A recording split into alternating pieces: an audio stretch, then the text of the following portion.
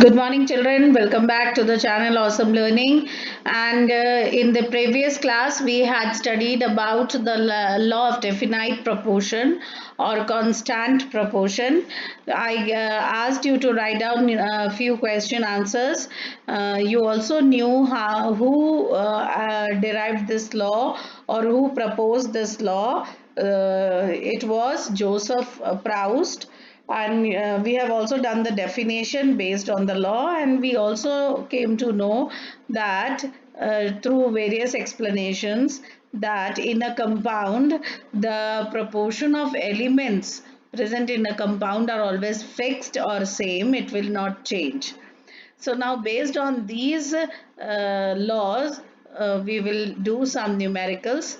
So this is your worksheet, numericals based on the law of constant proportion. Now here problem number 1. First question, children. 1 mole of V2O5, that is vanadium oxide, contains 5 moles of oxygen atoms, as it is clear from its formula. V2O5 से ही पता चल रहा है कि how many oxygen are there? 5 and 2 vanadium. Okay. Now what is the percentage of oxygen by weight in V2O5? So they are asking कि V2O5 में percentage of oxygen कितनी है? ठीक है, we have to find that. Atomic weights are, for V it is 50.9 gram per mole, and for oxygen it is 16 gram per mole. So अब V2O5 vanadium oxide तभी बनता है बेटा जब 2 V और 5 ऑक्सीजन आपस में मिलते हैं, तो ये प्रोपोर्शन फिक्स्ड है. तो दे आर आस्किंग अस कि कितना परसेंटेज ऑफ ऑक्सीजन V2O5 में है. Okay, so let's find out the way. Since this is your solution, V2O5 contains 5 moles of oxygen. As we see in the formula, how many oxygen are there? 5 moles of oxygen atoms and 2 moles of vanadium atoms, as I told you. Now, atomic mass of V2O5 can be calculated easily because we have atomic weights of both V and oxygen. So the atomic weight of V is 50.9 and that of oxygen is 16. So we will find out the atomic mass of the whole compound. अब क्योंकि मेरे पास 2 V's हैं तो 2 into 50.9. Okay, and क्योंकि मेरे पास 5 oxygen है तो 5 into 16, right? So when you will calculate it, you will find out that the percentage that we are getting here is the amount, okay, that we are getting here when I total it is how much? That is 44, and because we have to find out percentage, तो it is always multiplied by 100. आपको पता है ना, percentage लगाने के लिए 100 से multiply करते हैं और परसेंटेज का साइन हटाने के लिए 100 से डिवाइड करते हैं. तो क्वेश्चन ही यहाँ पर कह रहा है कि what is the percentage oxygen by weight, मतलब हमें परसेंटेज फाइंड आउट करना है. तो हमने क्या करा, atomic mass of vanadium oxide को फाइंड आउट करा and divided by multiplied by 100. So what is the formula now? 2 into 50.9 plus 5 into 16, okay, into 100, and when we calculated it, what are we getting? We are getting 44%. that means 44% oxygen जो है V2O5 में 44% oxygen का wait है और बाकी का vanadium का wait है. ठीक है, so V2O5 में 44% of oxygen is there by weight. So this is first problem. Second one, children, we see here, what is the experimental percent of oxygen in CO2? Now they have asked कि carbon dioxide में कितना percentage of oxygen है. वो कहते हैं if 42 gram of carbon reacted with 112 gram of oxygen. अब आप एक बात सोचो कि कार्बन डाइऑक्साइड मॉलिक्यूल तभी बनता है जब एक कार्बन 2 ऑक्सीजन के साथ कंबाइन करे. अब मैं आपको कहती हूँ कि बेटा मैं आपको बहुत सारा कार्बन और बहुत सारा ऑक्सीजन देती हूँ, आप मुझे कार्बन डाइऑक्साइड बना के दो, ठीक है, तो आप मुझे एक बात कहोगे कि मैम चाहे आप हमें कम कार्बन दो, चाहे आप हमें ज्यादा कार्बन और ऑक्सीजन दो, कार्बन डाइऑक्साइड तभी बनेगा जब एक कार्बन एटम दो ऑक्सीजन एटम के साथ कंबाइन होगा और उनके मासेस सेम ही होंगे। अब मैं आपको चाहे एक सिलेंडर भर के ऑक्सीजन दे दूं या 4 सिलेंडर भर के ऑक्सीजन दे दूं, चाहे जितना मर्जी कार्बन दे दूं, कार्बन और ऑक्सीजन पर्टिकुलर प्रपोर्शन में ही आपस में मिलेंगे और वो कार्बन डाइऑक्साइड बनाएंगे। ठीक है, ऐसा नहीं कि मेरे पास बहुत ज्यादा कार्बन और ऑक्सीजन है तो मतलब जो प्रपोर्शन है मैं उसके बाहर जाके कार्बन और ऑक्सीजन को कंबाइन करके कार्बन डाइऑक्साइड बना दूंगी, ऐसा नहीं होगा। एक और एग्जांपल मैं आपको देती हूँ कि अगर मुझे चाय बनानी है, तो अगर मुझे 1 कप चाय बनानी है तो मेरा प्रपोर्शन क्या है, आधा कप वाटर आधा कप दूध, राइट। लेकिन अगर मैं आपको कहती हूँ कि नहीं मुझे 50 लोगों के लिए चाय बनानी है, तो भी अगर 50 कप चाय बननी है तो 50 कप चाय बनाने के लिए मैं 50-50 यूज करूंगी, यानी 25 कप पानी और 25 कप दूध, यानी मेरी क्वांटिटी अगर बढ़ गई है लेकिन मेरा प्रपोर्शन वही है, प्रपोर्शन इज सेम। ठीक है ना, तो प्रोपोर्शन चेंज नहीं हो रहा, चाहे क्वांटिटी बढ़ गई बट प्रोपोर्शन सेम जा रहा है। तो सेम यहाँ पर क्वेश्चन है कि अगर मैं आपको 42 ग्राम कार्बन और 112 ग्राम ऑक्सीजन देती हूँ तो आप इसका कार्बन डाइऑक्साइड कैसे बनाओगे। तो यू सी परसेंटेज ऑक्सीजन कितना चाहिए मुझे, percentage oxygen mass of oxygen upon mass of CO2 into 100। अब मास ऑफ ऑक्सीजन कितना है बेटा, मास ऑफ ऑक्सीजन कितना मिला हुआ है हमें, 112 है ना। And mass of carbon dioxide कितना है, तो वो हम फाइंड आउट करेंगे, कार्बन डाइऑक्साइड का मास हम फाइंड आउट कैसे करेंगे, 42 प्लस 112 एंड इंटू 100 तो हमने करना ही है। इंटू 100 हमने क्यों करना है, क्योंकि हमको परसेंटेज निकालना है। तो when I will calculate this, what is the answer that I am getting, 72.7% of oxygen. So I hope this numerical is also very much clear to all of you. Now question number 3, problem number 3, you see when 0.0976 gram of magnesium was heated in air, 0.1618 gram of magnesium oxide was produced. Now what am I doing? This much gram of magnesium is heated in air. Okay, when air means oxygen, air means for burning, burning के लिए हमें क्या चाहिए, oxygen. तो हमने air बोला है but ultimately air में कौन सी gas, we are actually talking about oxygen. So when this much gram of magnesium combines with air, what am I getting, I am getting this much gram of magnesium oxide. So what are the question they want to ask, what is the percentage of Mg in MgO। तो MgO में ये जो combined MgO इसमें Mg कितना percentage है, तो let's find out. Percentage of Mg निकालने के लिए फॉर्मूला क्या है, mass of Mg upon total mass of MgO into 100।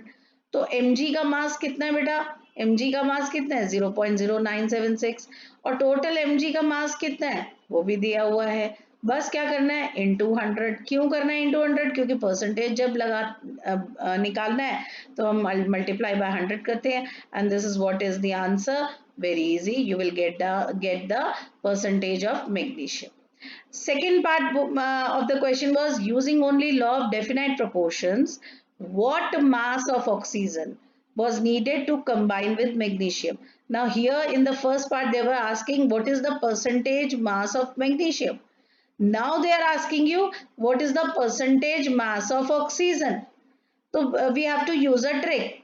Now children, we know that MgO में 100% MgO में 60.3% तो मैग्नीशियम निकल आया, राइट। मेरा टोटल, मेरा पूरा 100% क्या है, magnesium oxide.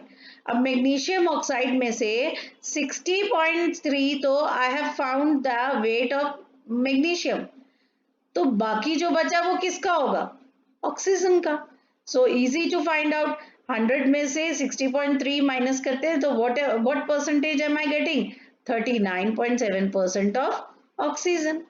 But now we have to find, we are not supposed to find percentage of oxygen. We have to find out the mass, यानी ग्राम्स में निकालना है. ये तो परसेंटेज निकाला हमने. तो let's see, percentage of oxygen is equal to mass of oxygen upon total mass of the compound into 100. तो मास ऑफ ऑक्सीजन कितना है भैया, वो तो निकालना है, हमको मालूम ही नहीं है. लेकिन परसेंटेज ऑफ ऑक्सीजन तो मालूम है हमें, कितना आ गया 39.7, वो हमने पुट कर दिया. ये टोटल मास भी हमें मालूम है mgo का, इनटू 100. तो when I calculate it, I get 0.0642 gram of oxygen. So this is how we can find out the various numericals based on law of conservation of mass. Now let's see the second next problem, that is problem number 4. You can just ignore this example 1. Do not write anything like example 1. Okay. Now the next question is, children, there are two students, okay, student A and student B. Now this much gram of cupric oxide was reduced by heating in a current of hydrogen and mass of copper that remained was this much. तो मैंने student A को बोला कि आप ये वाला experiment करो. Student A को, first two lines are for student A. क्या कहा उसको मैंने उसको बोला कि बेटा आप क्यूप्रिक ऑक्साइड ले लो, इतने ग्राम क्यूप्रिक ऑक्साइड ले लो और आप इसको रिड्यूस करो. रिड्यूस मतलब जब आप इसको हीट करोगे तो ऑक्सीजन और कॉपर अलग हो जाएंगे. तो जब ऑक्सीजन डिलीट होता है दैट इज कॉल्ड रिडक्शन. ठीक है, याद रखना, when oxygen is removed that is called reduction. तो मैंने आपसे कहा, स्टूडेंट ए को मैंने कहा कि आप क्यूप्रिक ऑक्साइड लो और इसे रिड्यूस करो. तो बच्चे ने मुझसे पूछा मैम रिड्यूस का मतलब, तो मैंने उसे बताया कि बेटे रिड्यूस का मतलब है कि आप ऑक्सीजन हटा दो. तो उसने पूछा कैसे, तो मैंने कहा कि आप ना बस एक काम करो, आप इसको हीट कर दो, करंट पास कराओ और हीट कर दो, करंट ऑफ हाइड्रोजन. और अब जब आप ऐसा करोगे तो ऑक्सीजन तो हट जाएगा, रिमूव हो जाएगा, तो बचेगा क्या, सिर्फ कॉपर. तो उसने पूछा कि मैम कितना कॉपर बचेगा. मैंने कहा वेट करके देखेंगे. तो जब हमने वे किया तो हमने देखा 1.098 ग्राम ऑफ कॉपर बचा. ये तो था स्टूडेंट ए. अब मैंने दूसरे स्टूडेंट को बुलाया, student B, in another experiment. उसको भी मैंने कॉपर दिया, ठीक है, and was dissolved in nitric acid. Copper was dissolved in nitric acid and the resulting copper nitrate. अब जब कॉपर नाइट्रिक एसिड के साथ रिएक्ट करेगा तो बना क्या, copper nitrate. It converted into cupric oxide by ignition. जब मैंने दूसरे स्टूडेंट को कॉपर दिया नाइट्रिक एसिड में डाल के, तो बच्चे ने कहा कि मैम जैसे ही मैंने कॉपर को नाइट्रिक एसिड में डाला वो बन गया कॉपर नाइट्रेट. और कॉपर नाइट्रेट में आग लग गई, इग्निशन मतलब हीट की वजह से सारा का सारा कॉपर नाइट्रेट जो था वो कन्वर्ट हो गया क्यूप्रिक ऑक्साइड में. और जब हमने इस क्यूप्रिक ऑक्साइड के मास को देखा तो हमारा मास कितना था, 1.476 ग्राम. तो दोनों बच्चों का जो एक्सपेरिमेंट है ए और बी का वो हमने समझ लिया. अब सवाल ये है कि show that the results illustrate the law of definite proportion. अब इस बच्चे का कहना क्या चाहते हैं हम कहना ये चाहते हैं कि फर्स्ट चाइल्ड जो स्टूडेंट ए है उसके पास भी कॉपर ऑक्साइड है, पर उसका जरिया बनाने का जो जरिया है कॉपर ऑक्साइड का और जो भी उससे प्रोडक्ट्स निकल रहे हैं वो अलग है. यहाँ पे उसने कोई नाइट्रिक एसिड यूज नहीं किया, यहाँ उसने ही सिर्फ करंट यूज किया और कॉपर को ऑक्साइड को स्प्लिट कर दिया दो में. दूसरे बच्चे ने कोई करंट यूज नहीं किया, उसने एक एसिड यूज किया और उसने कॉपर और एसिड को मिलाकर कॉपर नाइट्रेट बनाया और बाद में उसी कॉपर नाइट्रेट से क्यूप्रिक ऑक्साइड बना. तो अल्टीमेटली कॉमन क्या है दोनों बच्चों में, क्यूप्रिक ऑक्साइड. ये चीज दोनों में कॉमन है, पर दोनों का बनाने का जरिया और दोनों के रिएक्टेंट्स बिल्कुल अलग हैं. जो चीजें ए ने यूज की हैं वो बी ने यही यूज की है. तो सवाल ये है कि चाहे दोनों का जरिया अलग है प्रोडक्ट्स बनाने का, पर क्या ये दोनों experiments law of definite proportion को फॉलो करते हैं।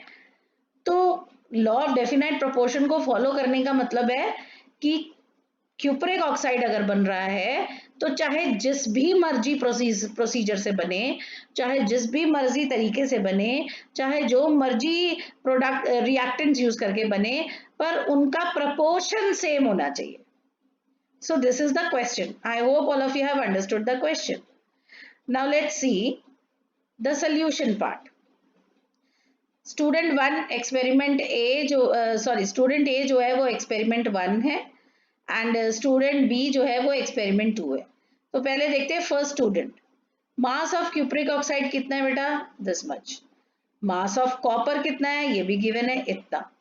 तो क्यूप्रिक ऑक्साइड में से अगर कॉपर का मास माइनस कर दें तो हमें क्या मिल जाएगा? ऑक्सीजन का मास।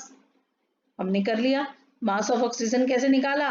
टोटल में से हमने कॉपर का मास माइनस कर दिया, we got the mass of oxygen. तो हमारा रेशियो ऑफ कॉपर और ऑक्सीजन क्या बना? कॉपर और ऑक्सीजन का रेशियो बना 3.96। ये हमारा रेशियो है, ठीक है। क्यूप्रिक ऑक्साइड को बनाने के लिए कॉपर और ऑक्सीजन ही तो चाहिए, तो कॉपर और ऑक्सीजन का रेशियो कितना है? 3.96। फर्स्ट एक्सपेरिमेंट हो गया। अब दूसरे बच्चे का देखते हैं। मास ऑफ क्यूप्रिक ऑक्साइड इतना है और mass of copper this much. Mass of oxygen निकाल लिया माइनस करके, और अब रेशियो निकाला तो कितना रेशियो है? 3.97। ऑलमोस्ट सेम, बिल्कुल सेम। 3.96 3.97, यानी कि it shows that experiment 1 and 2 shows that the ratio of mass of copper to the mass of oxygen in both the samples of cupric oxide are same. That means this result illustrates या ये proof करता है law of definite proportions को। Okay, I hope all of you have understood. Now last example, 2.8 gram of calcium oxide prepared by heating limestone. अब calcium oxide को कैसे बनाया? Calcium oxide को कैसे बनाया? लाइमस्टोन को हीट किया और देखा हमने कि उसमें 0.8 ग्राम ऑफ ऑक्सीजन है। When 1 gram of oxygen is treated with calcium, 3.5 gram of calcium oxide is obtained. Show that they follow the law of same। जो ऊपर वाला एग्जाम्पल है उसी के साथ रिलेटेड है। इधर हमने 2.8 कैल्शियम ऑक्साइड बनाया by using this much oxygen, और यहाँ पर 1 ग्राम ऑक्सीजन है और इतना कैल्शियम ऑक्साइड। तो लेट्स सी कि क्या ये फॉलो करता है। तो देखो फर्स्ट एक्सपेरिमेंट में मास of calcium oxide 2.8, mass of oxygen 0.8, तो मास ऑफ कैल्शियम कितना हुआ? माइनस कर देंगे तो we will get mass of calcium.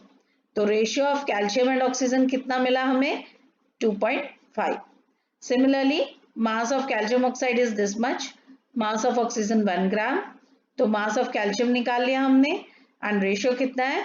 Again 2.5. So because I'm getting the same ratio in both the experiments, again we will say that this follows the law of definite proportions. Okay children, all of you will write down all the 5 examples in your registers, and if you have any doubts you can ask me.